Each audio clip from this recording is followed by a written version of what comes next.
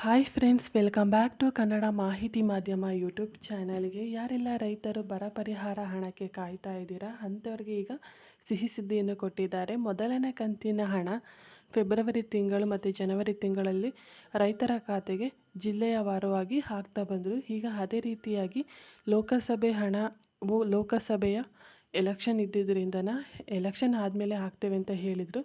ಈಗ ಅದಕ್ಕೆ ದಿನಗಣನೆ ಬಂದಿದೆ. ಅಂದರೆ 9ನೇ ತಾರೀಕು ಮೇ 2024 ಎಂದು ರೈತರ ಖಾತೆಗೆ ಹಣನ ಹಾಕ್ತೇವೆ ಅಂತ ಹೇಳಿದ್ದಾರೆ. ಇನ್ನು ಕೆಲವರಿಗೆ ಯಾರಿಗೆಲ್ಲ ಹೊಸ್ದಾಗಿ ರೂಲ್ಸ್ಗಳು ಚೇಂಜ್ ಆದ್ದರಿಂದನ ಯಾರಿಗೆಲ್ಲ ಹಣ ಬಂದಿಲ್ಲ, ಅದು ಯಾವ ರೀತಿ ಚೆಕ್ ಮಾಡ್ಕೊಳ್ಳೋದು ಅಂತ ಈ ವಿಡಿಯೋದಲ್ಲಿ ನಾನು ನಿಮಗೆ ತಿಳಿಸ್ಕೊಡ್ತೀನಿ. ಪರಿಹಾರ.karnataka.gov.in ಈ ಒಂದು ವೆಬ್ಸೈಟ್ ಲಿಂಕಿಗೆ ಬನ್ನಿ. ಇಲ್ಲಿ ನಿಮ್ಮ ಒಂದು ಯಾವ ವರ್ಷದ ಹಣ ನಿಮಗೆ ಬಂದಿಲ್ಲ ಅದನ್ನು ನೀವು ಸೆಲೆಕ್ಟ್ ಮಾಡ್ಕೋಬೇಕು.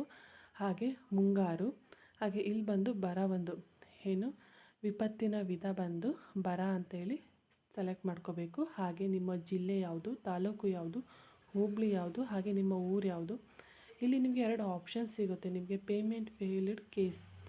ಈ ಒಂದು ಪೇಮೆಂಟ್ ಫೇಲ್ಡ್ ಕೇಸಲ್ಲಿ ನಿಮಗೆ ಇಲ್ಲೇ ರೀಸನ್ ತೋರಿಸುತ್ತೆ. ಇಲ್ಲಿ ಬಂದು ನಿಮ್ಮ ಒಂದು ಆಧಾರ್ ಕಾರ್ಡ್ ನಂಬರ್ ಸಿಗುತ್ತೆ, ಹಾಗೆ ಅವರ ಒಂದು ಎಂಟ್ರಿ ID ಸಿಗುತ್ತೆ, ಅಪ್ಲಿಕೇಶನ್ ಅವರ ಹೆಸರು, ಸರ್ವೆ ನಂಬರ್, ಹಾಗೆ ಬೆಳೆ ಹಾಗೆ ಅವರೇನು ಇದ್ರ ರೈನ್ ಫೀಡ್ ಹಾಕಿದ್ರು, ಹಾಗೆ ಎಷ್ಟು ವಿಸ್ತೀರ್ಣ, ಹಾಗೆ ಬಂದು ಇಲ್ಲಿ ಹಣ ಸಂದಾಯದ ಸ್ಥಿತಿ ಅಂದರೆ ಪೇಮೆಂಟಿನ ಸ್ಥಿತಿ. ಈ ಒಂದು ಪೇಮೆಂಟಿನ ಸ್ಥಿತಿ ಇಲ್ಲೇ ಕಾಣಿಸುತ್ತೆ ನೋಡಿ. ಮೊದಲನೇದಾಗಿ ನಾವಿಲ್ಲಿ ಮೊದಲನೇ ಆಪ್ಷನ್ ಮೇಲೆ ಕ್ಲಿಕ್ ಮಾಡಿದ್ರೆ ಪೇಮೆಂಟ್ ಫೇಲ್ಡ್ ಕೇಸ್ ಅಂತ ಇದೆಯಲ್ಲ, ಅದ್ರ ಮೇಲೆ ಕ್ಲಿಕ್ ಮಾಡಿದ್ರೆ ಇಲ್ಲಿ ಯಾರಿಗೆಲ್ಲ ಹಣ ಹೋಗಿಲ್ಲ ಅನ್ನೋದು ನಿಮಗಿಲ್ಲಿ ಗೊತ್ತಾಗುತ್ತೆ. ಯಾವ ಒಂದು ರೀಸನಿಂದ ಅಂತೇಳಿ ಕೂಡ ಇಲ್ಲಿ ಗೊತ್ತಾಗುತ್ತೆ. ಇಲ್ಲಿ ನೋಡಿ, ಮೊದಲನೇದು ಇನ್ವ್ಯಾಲಿಡ್ ರಿಸೀವ್ಡ್ IFSC ಕೋಡ್. ಅಂದರೆ ನೀವು ಬ್ಯಾಂಕ್ ಅಕೌಂಟ್ ನಂಬರ್ನ ಕೊಡಬೇಕಾದ್ರೆ ಇನ್ವ್ಯಾಲಿಡ್ ಅಕೌಂಟ್ ನಂಬರ್ ಕೊಟ್ಟಿರ್ತೀರ, ಅದಕ್ಕೆ ಅದರ ಜೊತೆಗೆ IFSC ಕೋಡ್ ರಾಂಗ್ ಆಗಿರುತ್ತೆ. ಅದರಿಂದನೂ ಕೂಡ ನಿಮ್ಮ ಒಂದು ಖಾತೆಗೆ ಹಣ ಬರೋದಿಲ್ಲ. ಹಾಗೆ ಇಲ್ಲಿ ಬಂದು ಅಕೌಂಟ್ ಕ್ಲೋಸ್ಡ್. ನೀವೇನು ಮಾಡಿರ್ತೀರಾ, ನೀವು ಯಾವಾಗಲೂ ಬ್ಯಾಂಕ್ ಅಕೌಂಟನ್ನು ಓಪನ್ ಮಾಡಿಸಿರ್ತೀರ, ಆ ಒಂದು ಬ್ಯಾಂಕ್ ಅಕೌಂಟ್ ಇನ್ನೂ ಇದೆ ಅಂತೇಳಿ ಅದೇ ಬ್ಯಾಂಕ್ ಅಕೌಂಟ್ನ ಕೊಟ್ಟಾಗ ಏನಾಗುತ್ತೆ, ಅಲ್ಲಿ ಅದು ಕ್ಲೋಸ್ ಆಗಿರುತ್ತೆ. ಅದು ನಿಮಗೆ ಗೊತ್ತಾಗಿರೋದಿಲ್ಲ. ನೀವೇನಾದ್ರು ಟ್ರಾನ್ಸಾಕ್ಷನ್ ಮಾಡ್ತಾ ಇದ್ದರೆ ಮಾತ್ರ ಆ ಒಂದು ಅಕೌಂಟು ಓಪನ್ ಇರೋದು, ಇಲ್ಲ ಅಂದರೆ ಅದು ಕ್ಲೋಸ್ ಆಗ್ತಾ ಹೋಗುತ್ತೆ. ಅದರಿಂದನೂ ಸಹ ಕೆಲವೊಂದು ಬ್ಯಾಂಕ್ಗಳಲ್ಲಿ ಆಟೋಮೆಟಿಕ್ಕಾಗಿ ಆ ಒಂದು ಖಾತೆನ ಕ್ಲೋಸ್ ಮಾಡ್ತಾರೆ. ಆ ರೀತಿಯಾಗಿ ನೀವು ಅದು ಕೊಟ್ಟಿದ್ರೆ ಈ ರೀತಿ ನಿಮಗೆ ಹಣ ಹಾಕೋದಕ್ಕೆ ಆಗೋದಿಲ್ಲ. ಇಲ್ಲೂ ಕೂಡ ಇನ್ವ್ಯಾಲಿಡ್ IFSC ಕೋಡ್ ಈ ರೀತಿ ಇರುತ್ತೆ. ನೀವು ಗೂಗಲಲ್ಲಿ ಒಂದು ಸಲ ಚೆಕ್ ಮಾಡಿ, ಅಥವಾ ಬ್ರ್ಯಾಂಚಲ್ಲಿ ಒಂದು ಸಲ ಚೆಕ್ ಮಾಡಿ. ನಿಮಗೆ ಪಾಸ್ಬುಕ್ ಕೊಟ್ಟಿರ್ತಾರೆ, ಅಲ್ಲಿ ಒಂದು ಸಲ ಚೆಕ್ ಮಾಡಿ, ಅಥವಾ ನಿಮ್ಮ ಹತ್ರ ಚೆಕ್ ಬುಕ್ ಏನಾದರೂ ಕೊಟ್ಟಿದ್ರೆ ಅಲ್ಲಿ ಚೆಕ್ ಮಾಡಿ ಯಾವ ಒಂದು IFSC ಕೋಡ್ ಇದೆ ನಮಗೆ.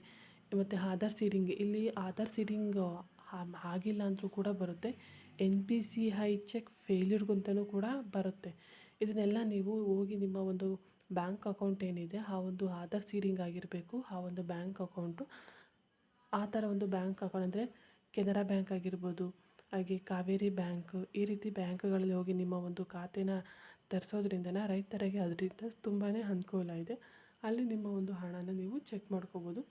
ಇಲ್ಲಿ ಪೇಮೆಂಟ್ ಆಗಿರೋದೆಲ್ಲ ನೀವಿಲ್ಲಿ ಪೇಮೆಂಟ್ ಸಕ್ಸಸ್ಫುಲ್ ಕೇಸ್ ಅಂತ ಇದೆಯಲ್ಲ, ಅದ್ರ ಮೇಲೆ ಕ್ಲಿಕ್ ಮಾಡಿದ್ರೆ ಅವರ ಒಂದು ರಿಪೋರ್ಟು ಇಲ್ಲಿ ತೋರಿಸುತ್ತೆ. ಹಾಗೆ ಇಲ್ಲಿ ನಾಳೆಯಿಂದನೇ ಎಲ್ಲರ ಒಂದು 2ನೇ ಕಂತಿನ ಹಣನ ಬಿಡುಗಡೆ ಮಾಡ್ತೀವಿ ಅಂತ ಹೇಳ್ತಾ ಇದ್ದಾರೆ. ಯಾರಿಗೆಲ್ಲ ಬಂದಿಲ್ಲ ಅಂಥವರು ನಿಮ್ಮ ಒಂದು ಅಕೌಂಟ್ನ ಚೆಕ್ ಮಾಡ್ಕೊಳ್ಳೋದ್ರ ಮುಖಾಂತರ, ಅಥವಾ ನಿಮಗೆ ಬ್ಯಾಂಕ್ ಅಕೌಂಟಿಗೆ ಹೋಗೋಕ್ಕಾಗಲ್ಲ ಅಂತ ಹೇಳಿದರೆ ಇಲ್ಲೇ ನೀವು ಚೆಕ್ ಮಾಡ್ಕೋಬೋದು ಎಷ್ಟು ಸ್ಯಾಂಕ್ಷನ್ ಆಗಿದೆ ಏನು ಅನ್ನೋದು.